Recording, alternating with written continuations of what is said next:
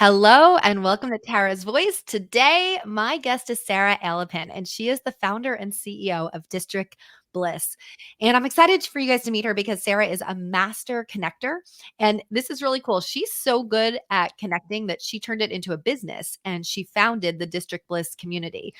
I love that she says she's an extrovert living in a work at home world. And because of that, she's found ways to leverage her connections so that she can continue to expand her multiple businesses. She loves lattes, spontaneity, laughing loudly. So she's in the right place and traveling. And she also has two of her own podcasts. She's the host of The Wedding Dish, where you'll hear stories about love and entrepreneurship. And she's the co host of Laughing with Gingers, where she chuckles and plays games. So if you need some more laughing after today, because life is worth laughing at, you can head over and check out her other podcasts. So I'm excited to get to talk with you. I feel like we could just talk forever outside of this. But I Totally. yeah, what your irrelevant question will be.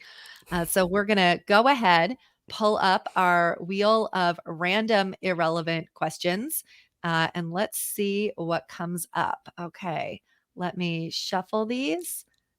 Let's hide this. Let's go ahead and screen share. I do joke that the biggest stress in my life is screen sharing. I mean, that's not a bad thing to have, but it really does. I'm like, I mean, when we first started going virtual, every time I would do an event and I'd have to screen share, I would get like nervous. So let's see if this works correctly. All right. So here's all your irrelevant questions. Now, some of these were contributed by other people. So we'll see what happens when we spin our wheel. This is amazing. Let's see what comes up.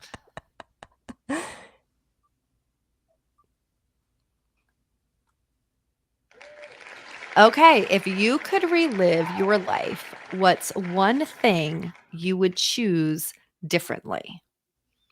Oh, that's a really interesting question. There are so many things that I would probably have done differently. Um, Two things that are probably the biggest pieces here. And while I don't know that I would undo this, I don't use my degree. So I don't know that I would have paid for college because I paid for college myself to not use my degree. What's your degree in? Well, I mean, I guess technically I do kind of use it. So I have two bachelors. One's art studio and one is art education. And then the other degree I have is I have a master's in fine arts and photography. So while I still do work as a photographer, it's not the main thing that I do anymore. And I don't teach art anymore or photography anymore. So, college and the cost of college is becoming such an interesting conversation in our country. So, I think we've talked about this. My daughter starts college next year. And so, visiting colleges and looking at the cost of colleges. And I heard, and she didn't apply to one that had this amount, but I heard one college this year was actually up to $95,000 a year. Yeah. And when you look at nationwide starting salaries for at least for women, right? It's like, how in the world would you ever pay that back? And we were talking, she has friends who were taking out loans and we were calculating the interest rates on these loans. It's like some of them were $200,000, $300,000 they were going to have to pay back for an undergraduate degree. I think Yeah. that's the part that's shocking. And the other thing is, like, when we went to college, I don't know if you went to college or not, but, like, in Mhm. our generation, we didn't have to pay interest while we were getting our education, and that is such a huge difference. So what I did is I worked all through college. I had, 2 jobs that I worked, like, simultaneously through college, and I saved all that money in a high yield savings account, and then 6 months after you graduated, it kicked up your interest. You got your interest for your student loan started. So I just paid it off as soon as because I had saved it. But I had saved it in a high yield savings account. So it was enough that it actually made sense. That is not the case anymore. I wouldn't have been able to do this in the same way. And then coming out into being a teacher where I was making and I was paid very well as a teacher. I was making 45,000 when I graduated. A little I mean, probably less with taxes, but whatever. It was supposedly a little more. But that is actually really high paying for a teacher. So like no wonder people are leaving or not going into the teaching field, which is just such a bummer because teachers are like the most amazing people in the whole world. Teachers and nurses. Well, and it's interesting because the conversation, at least where I grew up, was never with the idea of you wouldn't go to college. Like the idea that Never. I wouldn't go to college never ever crossed my mind. No. That was never even the realm of a possibility. It was just, where were you going to go to college? It's been interesting with my daughter because she doesn't really want to go to college because she doesn't really know what she wants to do. Yeah. And ideally, she really wants to be a mom. And this has been very challenging for me as a single parent and as somebody who's always kind of said, a man is not a plan. And she's like, I want to get married and I want to take care of my babies and I want to stay home. And I'm like, well, you still need an education. You need something to fall back on. You need a security plan. When I went through my divorce and it was domestic violence and all of that, one of the things that I was very grateful for was that I had a career, I had a job, I had a way to, kind of get back on my feet, where I saw a lot of women who didn't. I remember I was sitting this was wild. So I was living in Colorado at the time, and my ex-husband kept violating his restraining order. I mean, over and over and over again. I should have had a VIP spot at the courthouse. And so what would happen is I'd have to go into court. They would take you into this victim witness unit. You would sit there all day, and then you'd have to go back in front of the judge and, go through whatever the process was, because there was another violation of a restraining order. God, And that's like a restraining orders are really full-time interesting. job. Oh my gosh, it really was. I mean, it was a season of my life that was crazy. But what was very difficult is I would see these women who they were brought in because of domestic violence, right? And in Colorado, the way it works is when there's a domestic violence case, and I don't know if it's still this way, but at the time there was an instant restraining order given, and that restraining order stayed in effect until the entire case was over. So if that person ended up serving probation for 18 months, that restraining order stayed in effect the entire time. Not every state is like that. And so there would be these women who would be coming in and they would be hysterically crying in front of the judge, like, you have to drop this restraining order because I have no place to go. They were living in their boyfriend's apartment or they were living in their boyfriend's home. And the way it worked was that then that person just got kicked out. And Yeah. so they would be like, please drop the restraining order. I have no place to go. My children have no place to go. And it was very interesting. You started to learn different judges would rule different ways. And there were some judges that if there were children involved, they never would, let them drop the restraining order. And then there were other judges that were like, all right, but we know women go back about an average of 8 times to their abuser, right? And so I felt very fortunate that I had bought the house. The house was in my name. I had been paying the mortgage. So when that happened, he had to leave. I didn't have to leave. My daughter and I were able to stay there. But I can't imagine somebody who's in a situation where they really feel like I have no place to go. And they're going back home to a place that's, abusive and violent and unsafe. I have no idea where that tangent just came from, I really believe women need to have their own source of income, their own money, Yes. their own way to support themselves, right? And so my daughter and I have been talking about, if she doesn't want to go to college, there's so many other options now that you don't necessarily need a college degree for. Now, she ultimately decided to go to college, and we'll see how that pans out. She hasn't started yet. She starts at, in a couple months. But I was very much like, hey, if there's something else you want to do, like, we can talk about other things. I reached out to friends. I said, who has children that have not gone to college, that have careers, not just a job with a minimum wage paycheck, but a real career, and was having them message me all different kinds of careers. And I don't know if that's common with parents now, if parents are saying, yeah, there's a lot of other options, or if it's still, so if you're listening, I'm interested in the comments, or if it's still very much, no, the expectation is you go to college. Yeah, I'm And really curious too. I think my parents still probably would have pushed us to go to college. It was really important to them that we have degrees. I don't feel like the way our education, as having been in the education system, I don't think that the way that we have built the education system is the right fit for everyone. And we are now so aware of like the way that different people learn and all of the different ways people, are successful.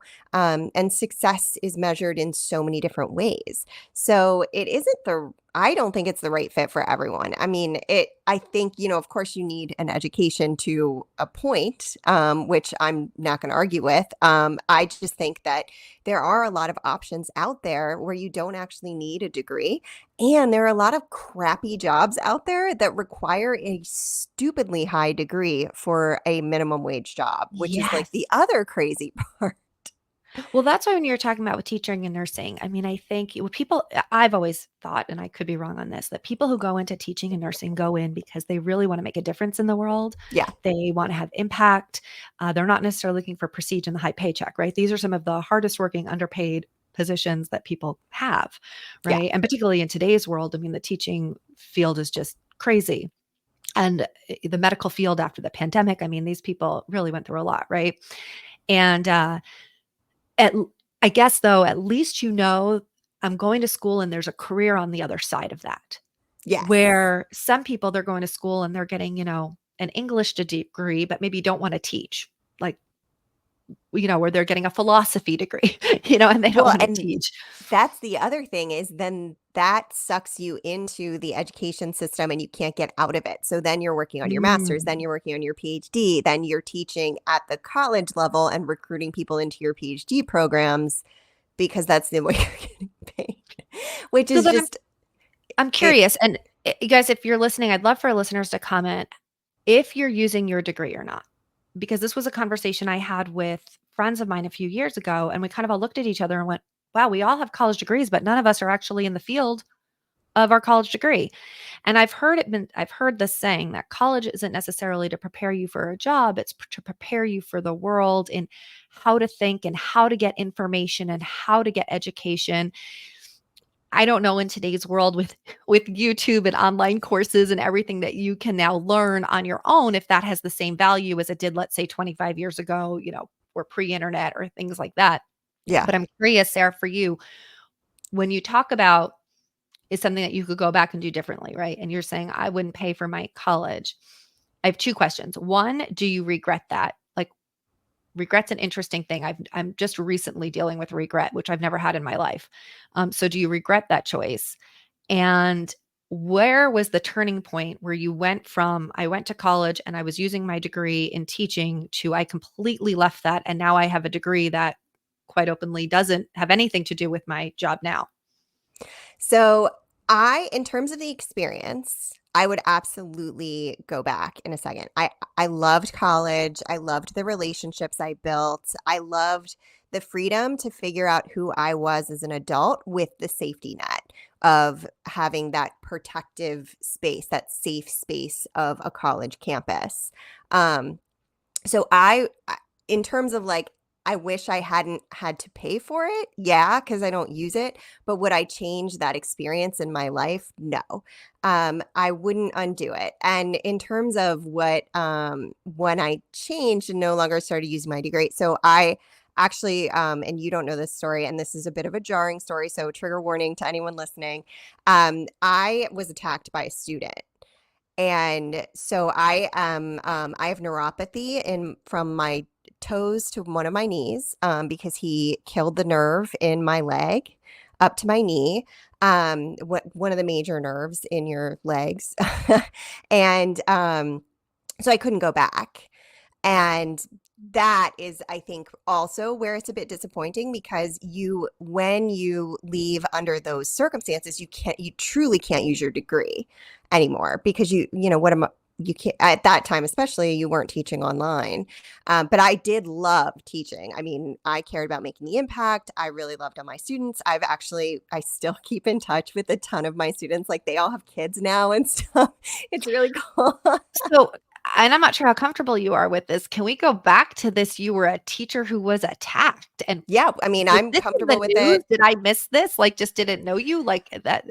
Well, I I mean, this mean, was in 2011, so it's been I've had a ton of time I've been through a ton of therapy about this. My PTSD is in remission, so I am completely comfortable answering any questions you have for me. Um, I was verbally breaking up. You're not trained to intervene physically in any sort of student on student violence. And there were two kids in a fight in the hallway. And I called security. Security didn't come. It was really violent. You also cannot leave the fight unattended. So like you can't just like unless you're calling security, you can't just like go back in your classroom and like pretend it's not happening in the hall. So an adult needs to at least try to verbally break it up. So I Okay. did not physically intervene. I was verbally doing all the things you're supposed to say, which are frankly the dumbest things on the planet. Like, think about the consequences of your actions. Which, Oh my gosh. like, just imagine, like, these are two kids in a fight. Like, you think they're listening to that regardless. Maybe on Are the these off chance were you they teaching were, in a but high school or a middle school? yes. Yeah. Okay, so we have 2, like, potentially grown people almost to adulthood, 16-year-olds you're who are in fight mode, and you're saying, "Think about the consequences," with of people your who don't have action. a fully functioning frontal lobe, Yes. and this Yes. is Who what you're are, trained to do. yes. Yes. Wow. So a kid who was friends with a bunch of the people in my AP photo class came out of the bathroom, saw what was going on, and restrained one of the students. The other one had a person who was with him who was kind of like egging them on. And when he realized that one of them was restrained, and it really escalated the violence when the one got restrained and the other one wasn't. Wow. So the other kid then restrained the aggressor, and he still had his arms loose. So he was still like holding onto the kid's shirt and just like punching him in the face. This is why I gave the trigger warning. Holy shit. And I laugh because, like, for me, that's my coping mechanism. Not that this is a funny story or anything, just for all of you out there who don't actually know me. So, anyway, then finally, the two kids got separated. The one that had come out of the bathroom like pulled back on the one that was getting beaten up, and separated the two. So the kid that was the aggressor then realized for the first time that I was actually standing there. I don't even think he knew I was there. And he looked at me, he leaned back on the kid that was holding him and stomped on my foot because he couldn't reach me with his arms because I was not close enough to him for that. So it ended up, the way that he stomped on my foot was right on that bone on the top of your foot, like the one that, Oh you my know, gosh. and the nerve got crushed into that. And it took like a year to figure out why I was having the pain and the numbness. And I was getting a lot of different stories from different doctors because nerve work is it's like migraines, like Yep. nerves are hard to really understand fully. And so also, you're dealing with workers' comp. So you've got all of that going into the doctor's appointments. Anyway, it took a year to diagnose. And by then I had the surgery, but the nerve was dead. So I couldn't go back. It was just really painful on those linoleum floors, and monitoring a dark room when you can't go into the dark room because you can't really walk very well in those situations was just Yeah. not safe then for the kids in my class. So I ended up retiring as a teacher at 29 years old, Wow. So which is now were you crazy. in a district that was known to be an unsafe district? No. No, okay, so that's what's very fascinating then about Yeah, it was that. actually, I mean, some of the top 6 schools in the country, I think 3 of the top 6 schools in the country are in that Wow. district. Well, that's interesting. That's one of the things when people talk about, crime. I live in a safe neighborhood, and it's like Mhm. there's really no such thing, right? It's not like there's boundaries. People cross into different areas, and you never know where you could be and what could happen. What ended up happening to these students? Um, the w s interesting question. The aggressor went on to have 2 more attacks on his record. Um, So they kept him in school. Yeah, well, technically they put him on home and hospital, which is how you get around suspending people, especially at a certain point in the year. Once your suspensions get over a certain number, it's easier to put them on home and hospital, where a traveling teacher, like, goes to their house and teaches them there to keep them out of school, but also then not hit your record so that your rankings go down. Um, so, and like, all of this may have changed. I've been out since Sure. 2012. So who knows if any of this is still relevant, but at the time, that's what the That's what they situation did. was.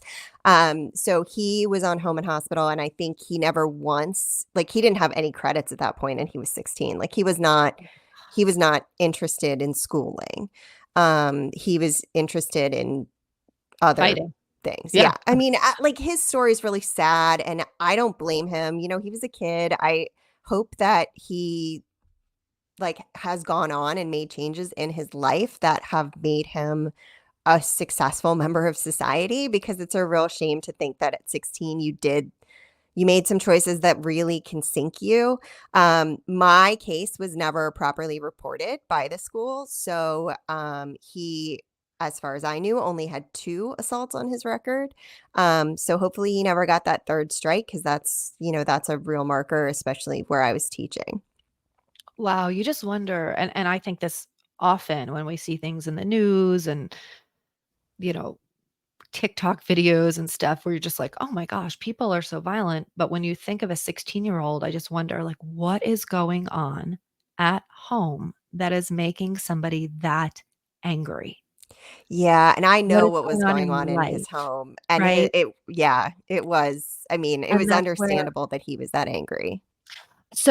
and this is the line, right? Understandable, still physically harmed somebody else, physically harmed you, like, we can't just act out because we have there's this level of self-regulation that seems to be lacking in today's society of Yeah, and this you is, I mean, again, this is 12 years ago or yeah, 13 years ago, so this isn't, like, recent. So I would venture to guess that this has always been happening, and that it was just we didn't know about it in the same way right, we because didn't we have anybody didn't. filming it the way that Exactly, we do now, right. exactly. Because it does. I think if you start to watch some of these videos, you can start to think, "Oh my gosh, the entire world has gone to, a dumpster fire, and everything is so scary." And my brothers always kinda remind me, "Yeah, it's just that now everything's being recorded. If Yeah. these things were happening, you're just seeing them, and you're seeing so many of them because they're being recorded." Like, is the subway in New York really that much more unsafe than it was 20 years ago, or Oh, is it in now the you're just letting 90s? these recording, right? Yeah, Like, the subway in the 90s, I'm gonna venture, was worse than the subway today, if anyone wants my input.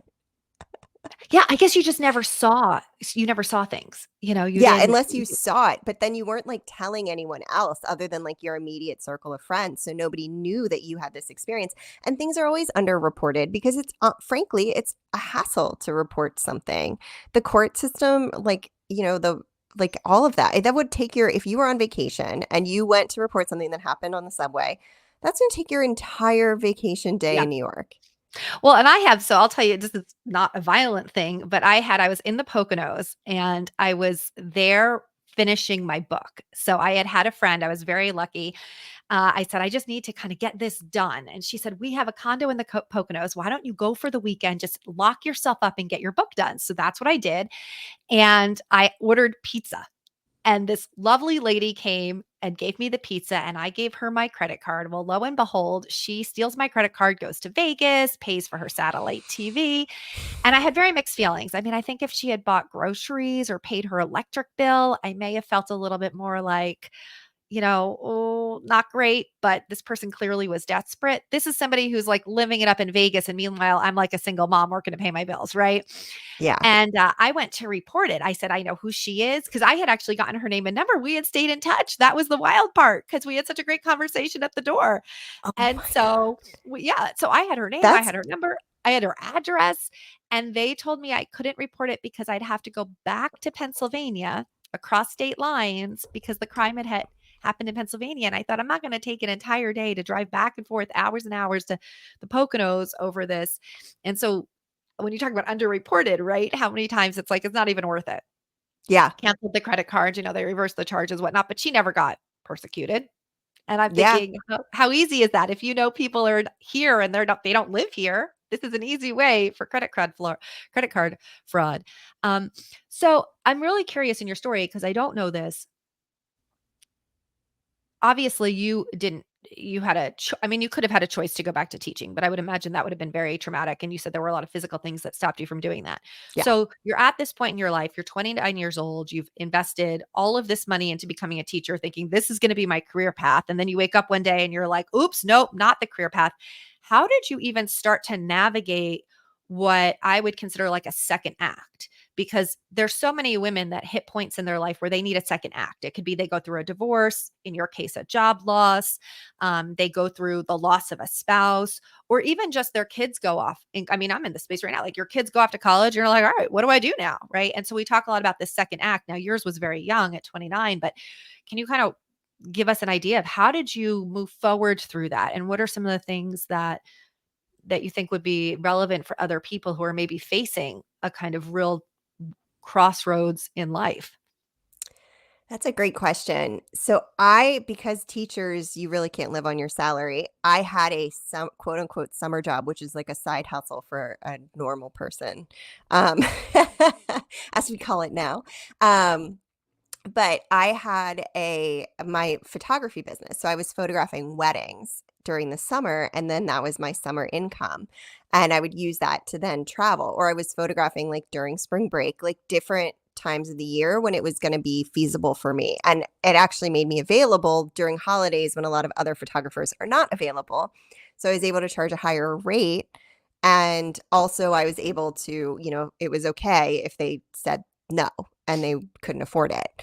Um, so I ended up deciding that I was gonna, and this is actually District Bliss's origin story. I ended up deciding that I was gonna kick my photography business into high gear, but I couldn't go back. I couldn't physically handle the full load of a wedding anymore.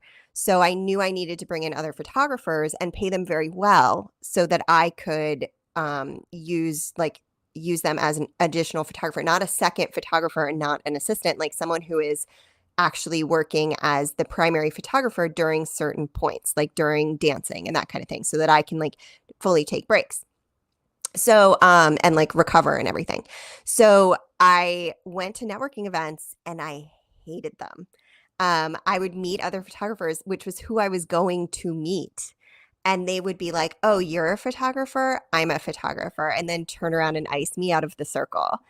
Um, and I was like so disappointed by this. And I was like, but I'm here trying to pay you like hundreds of dollars an hour, which is not going to be the same as you having your own wedding. But if you don't have to do any of the editing and you don't have to do any client management at all, and you don't already have a pre-existing wedding that day, it's just free money for you. It's just you're getting paid well to do something. And so like for me, it was a win-win, but it wasn't to some of these other people. They've had that scarcity mindset. So I ended up throwing my own networking event because I hated it so much. And it went off so well, I had to make it a business. There wasn't an option. It was like we would have a wait list of 6 times our capacity for every single event. And people all came in with that really welcoming mindset. Everyone came in with my, values. And it was wild how popular they became, how quickly they took off. So we ended up in 2019, we were really lucky that we went hybrid because we launched membership in 2018, and we got a huge pod of people in LA, a huge pod in New York, and then a huge pod in DC. And people wanted to attend the workshops that were happening in the different places that were in their other place. So then we ended up deciding to go hybrid. So we were actually set up to survive the pandemic without a blip, which made it Very much unusual easier. for most people. Yeah. Yeah. So I'm super curious. There's so much I love about this, right? It's the idea that you create what you're looking for. Like the world needs that. If you need it, probably somebody else does too. So create what you're looking for.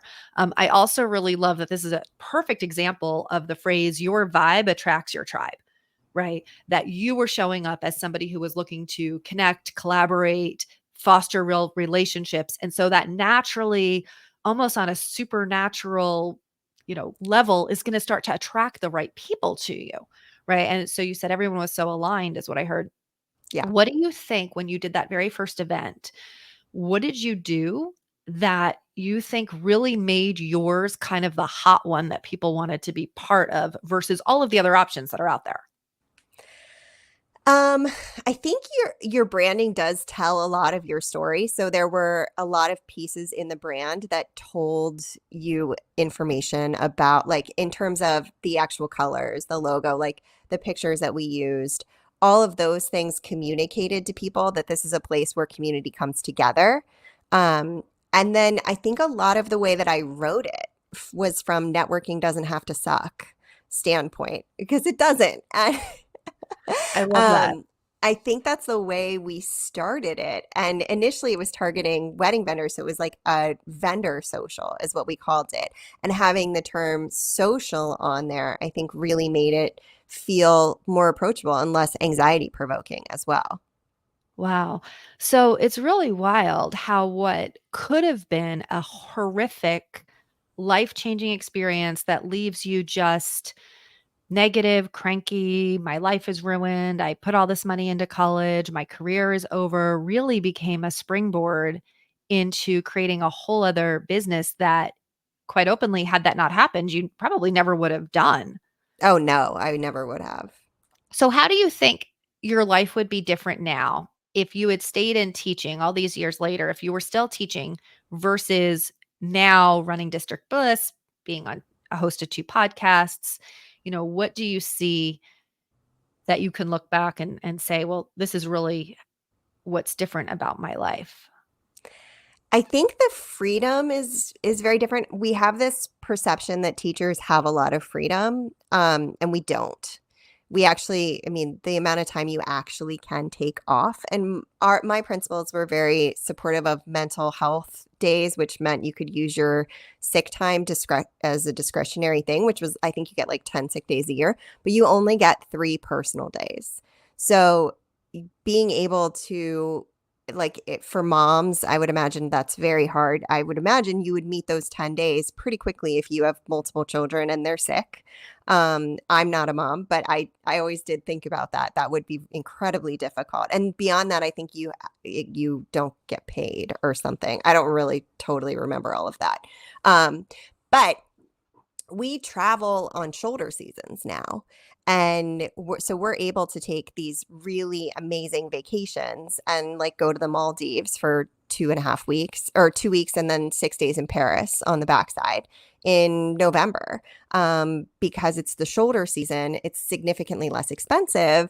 And then we're able to do things that we otherwise might not have wanted to spend the money on. So we're able to kind of take that freedom and really use it to build a life, a personal life that we really truly love. Yeah. So, oh my gosh, this podcast is really meant to be light and fun. And it's interesting how it just kind of goes sometimes into the conversations that you need, because I think so many of us need to be reminded that no matter where we are right now in life, no matter what we're facing, no matter what looks like, this is just the worst thing that could happen. And quite openly, I'm in a season right now, kind of going through that and saying there is always a gift. There is a gift that sometimes you do not see until years later, right? And this gift that involved, years of a year, it sounds like, at least, of physical trying to figure out what was wrong with you. I can't imagine, they sound like there was PTSD, Yeah. lots of therapy to be able to turn around and say years later, well, actually, the gift is that now I have freedom that I never would have had I stayed in teaching. So a good reminder to all of us, like, can we just look and say, well, what is this gift in even the worst of circumstances? What is the gift in even the most horrible of circumstances? It may not have been the one that we wanted, right? But there is a gift there. Um, all right. So as we finish up, because Sara has been talking about District Bliss, and so she does have a few gifts for us as listeners. And I know you really have two. So one is a gift that everybody can have, just for listening. So can you kind of share what that is?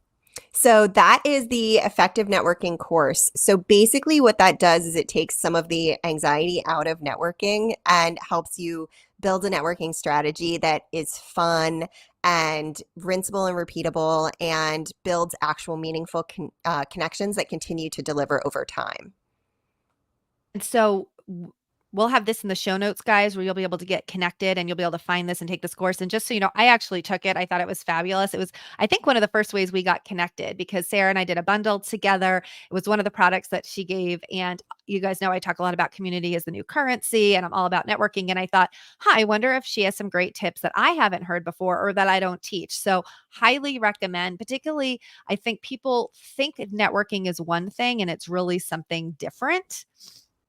And then one of the other offers that you have, which we'll also have in the notes if you want to share that too. Is that the membership? Yes. Yes, Ah, because we're okay. talking about District Bliss. Don't you guys want to know how you can get connected and be part of this incredible group?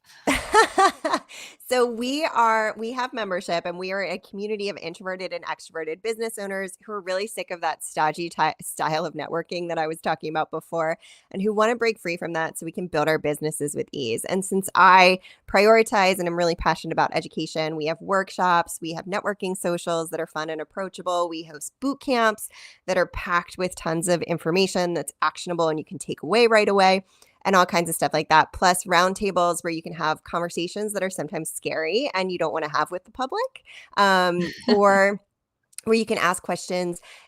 Like a good example would be a negative review and how to handle a negative review or something that maybe you don't want to talk about it with everybody, but you want to hear how other people have handled it. So, lots of stuff like that. And it's super affordable, really lovely group of humans. Tara's been to a bunch of our networking socials. And I'm I going to one think, tomorrow. So, yeah, yay. I'll be there tomorrow on one of them because I love that there's some virtual options. So, all right, we're back. This is real life. And one thing that we talk about is when there's real life, there's other people going on. So we'll see how this comes out. You may hear some fun things in the background, but I'm over it. The good thing is I'm at an age where I'm starting to finally learn to kind of go with the flow of things, which has been a challenge. You want things so perfect. So this is a lesson for me.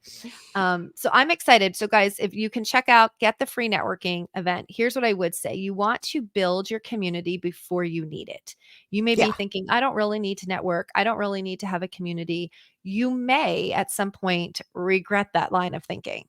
So I would check out Sarah's free class, learn at least, even if you get one tip. That's what I did. I thought if I get one tip that will support a new thought for me or help enhance my networking, it's worth taking. And if you are looking to get plugged in, particularly in today's world where so many people are solopreneurs, they have business, they're coaches, they're building online businesses. And while that's great, there's also a lot of loneliness and a lot of isolation. And I think, particularly as women, we are meant to be in community and we are stronger together. And simply to have other people, and I'll give Sarah as an example, she really is somebody who leads with her heart. I was having lots of issues with even just how to create a podcast. I think that was one of the first conversations we had because you had one. Yeah. And I don't know what I'm doing. I've never done a podcast. What are some thoughts? And you just poured into me with everything that you had learned. And then we were talking about having to create, email marketing. And again, you just poured into me with everything that you learned. And so it doesn't surprise me when you talk about the people that were attracted to your group because you do attract who you are, not what you want. And so I will just say to any of those of you who are listening, there's a lot of options for groups to get plugged into. The leader will always be the significant difference within these groups. Many groups offer networking, they offer collaboration, they offer an opportunity to connect. The leader is what's going to make the difference. And so, Sarah, you are the real deal. You are a woman who leads with your heart, with true. When you say collaboration, you mean it. I think sometimes people say it because it sounds good. But what I have gotten from you is that you truly are somebody who walks the walk and not just talk the talk. So I appreciate you being on today as my guest. I learned so much about you. I did not know that whole backstory. And I hope that if nothing else, you guys, you're inspired to take a look at, what are the things in your life that if you could do differently, but is there a gift in why it worked out that way? I think that's so valuable for all of us. So, guys, if you like today's episode, I hope you do subscribe. And of course, we would love a review. If you didn't like it, don't worry, you don't have to leave a review. No worries. And then I hope you join us next time for another interesting person for another irrelevant conversation. And why are we doing this? Because life really, really is worth laughing at. So see you next time. Bye, everyone. Bye.